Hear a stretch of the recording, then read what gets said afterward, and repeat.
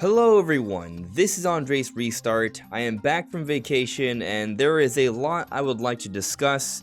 Over the last few days there has been increased conversation about the Nintendo Switch 2, which really should come as no surprise because we'll likely be talking about the Nintendo Switch 2 until it comes out, and then more so because then it will be out.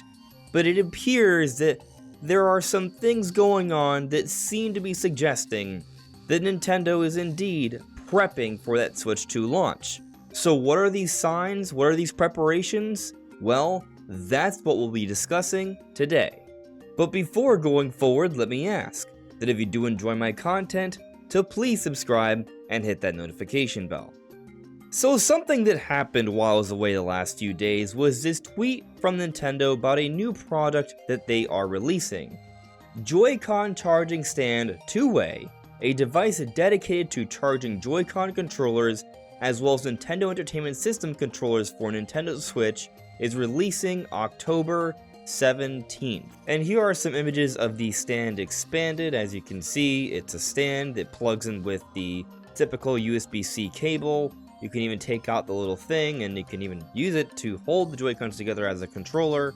And it plugs straight into the dock. It works for the NES controllers for the NSO as well, and that's pretty much it. You see there the connection, but people are taking this to mean that something crazy is going on here. Yeah, as you see here in the chat, why did this take 7 years? Surprised these weren't released earlier. Switch 2 incoming. And at first glance, I didn't think much of this, but it is true.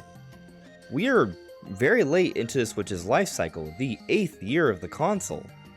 Something like this, straight from Nintendo, should have been introduced a while back. Yes, there are third-party options, but nothing straight from Nintendo, so it does seem kind of odd. It is coming out in October alongside Super Mario Party, so I do think bringing it in during this time in some ways just has to do with Mario Party and that game having a huge focus on using the Joy-Cons, and that may be it.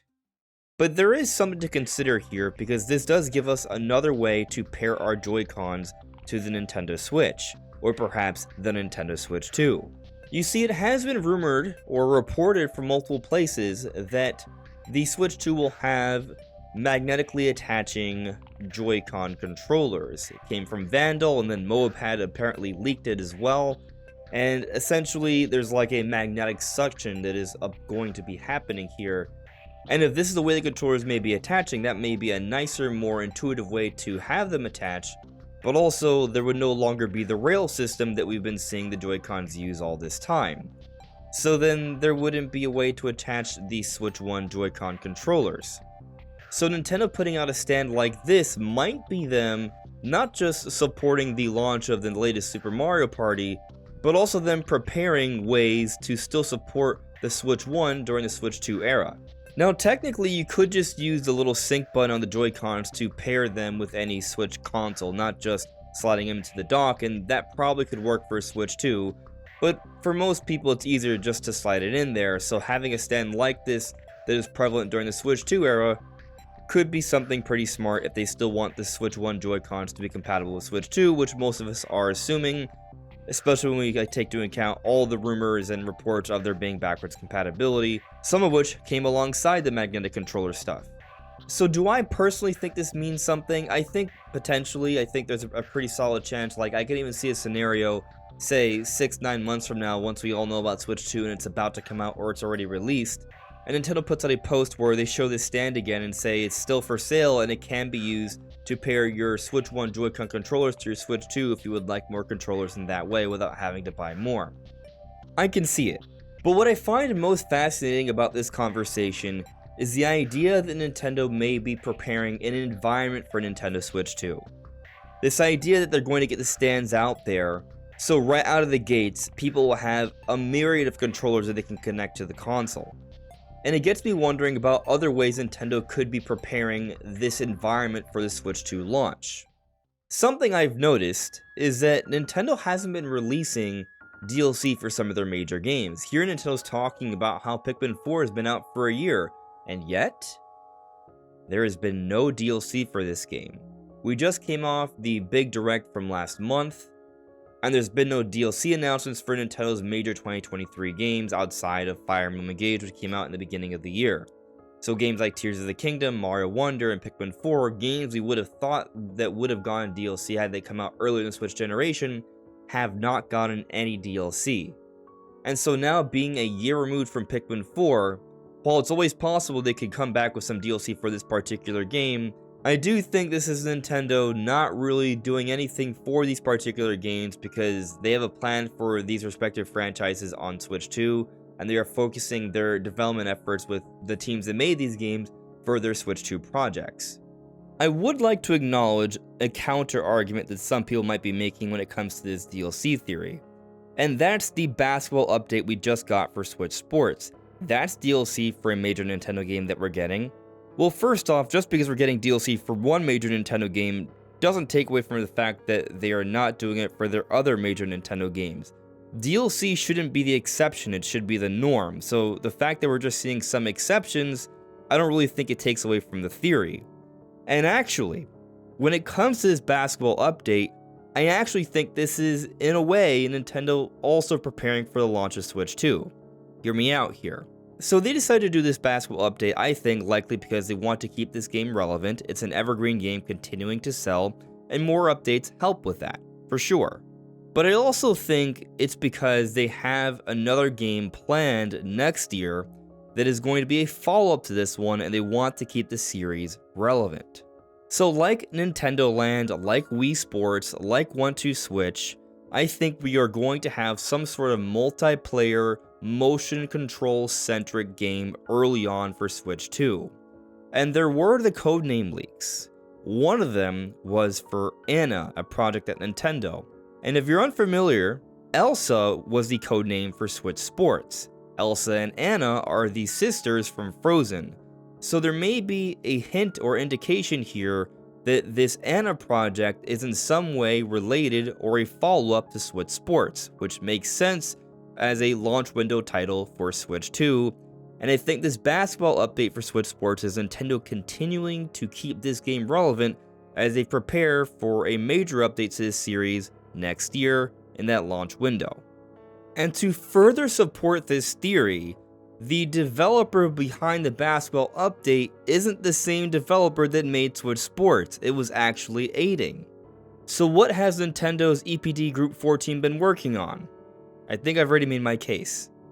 But all this talk on DLC and using it to either A, maintain the relevance of some games while also foregoing DLC to expedite development of other projects, has me thinking on something Shutaro Furukawa said during a recent Q&A with Nintendo's investors. And here Furukawa says, game development today is more prolonged, more complex, and more advanced. That is unavoidable. To deal with this, we are continually expanding our development resources and making the necessary investments. And so with this in mind, I think about Nintendo's lineup for this year and where we may be going next year. Because I've certainly seen some pushback on this idea of Switch 2 coming out soon. I do not agree with it. I think a lot of people don't realize how things were back in 2016 before the launch of the Switch, which came out March 2017. And I actually think that Mike Odyssey, friend of the channel, pointed out something very interesting with this image here. See, here are some major games that came out in 2016 from Nintendo, and here are some major games that are coming out for the Nintendo Switch this year. You'll notice that there are some pretty good comps. We had major updates for Mario and Luigi, Zelda, Paper Mario, and Mario Party. But there was even more that came out in 2016. There was Star Fox Zero on Guard, Fire Emblem Fates, Pokemon Sun and Moon, the biggest release of the year, Tokyo Mirage Sessions, and the list goes on. 2016 was very well supported. But these games came across two different platforms, the Wii U and the 3DS. There were more games Nintendo was releasing at that time compared to now. But the main point to be made here is that the kind of games we're seeing this year aren't really the kind of games that have me thinking, wow, we're going to have to wait a lot longer for the next console. No, games are going to continue to come out, and the kind of games we're getting now are essentially the Switch versions of handheld games we would have gotten back then. And when we take into consideration Nintendo has been looking at different ways to improve their development pipeline, one of those ways is focusing on one platform. but they've been partnering up, bolstering their studios, and they have been gearing up for things for the next generation. And when we take into account the bigger studios from Nintendo and how we haven't seen that much from them, it's very interesting. I think it's worth noting that the two big AAA games we know about from Nintendo are Metroid Prime 4 Beyond and Pokemon Legends ZA, and those are the two games that are slated for next year, 2025. Why? Well, I think it has to do with Switch 2. I think these are signs of Nintendo prepping for the Switch 2 launch. And I think one of the reasons why we haven't seen anything from the main Mario Kart team in years, from the main 3D Mario team in years, is because these games are likely being prepared for the beginning of their next generation console, which I think will likely see release next year. But what other signs might we be getting that will show that Nintendo's preparing for the Switch 2 launch? Well, if we start seeing some price drops for the Switch 1, I think that will be a very, very obvious sign.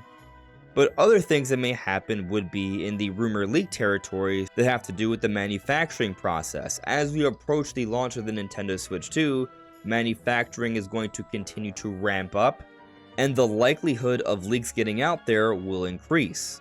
Now, there has been some talk that Nintendo has really clamped down on different potential leaks. We saw the fall of Pyoro and how they didn't really know much about the most recent Nintendo Direct, but the manufacturing process is a totally different beast. Of course, there is the hope and speculation that perhaps Nintendo will try to beat out the leaks by just telling us about the console themselves before they happen. Before closing out here, I will also mention that there has been some talk of NSO improvements like GameCube or even Virtual Boy coming to the console. Maybe Nintendo is indeed planning these for NSO, and maybe those will be announced for Switch 2. It's not out of the realm of possibility they could also be coming to Switch 1, but there are different things that could be happening right now that definitely could be tied to the next generation. As things currently stand, I think we are primed and ready for a Switch 2 launch in March of 2025. Of course, that's just what the reports have suggested. We still do not know for certain what is going to happen. But I am keeping my eyes peeled. What do you all think? Let me know in the comments below. This is AndresRestart. Thank you so much for listening and watching, and I'll see you all really soon. Take care. Bye.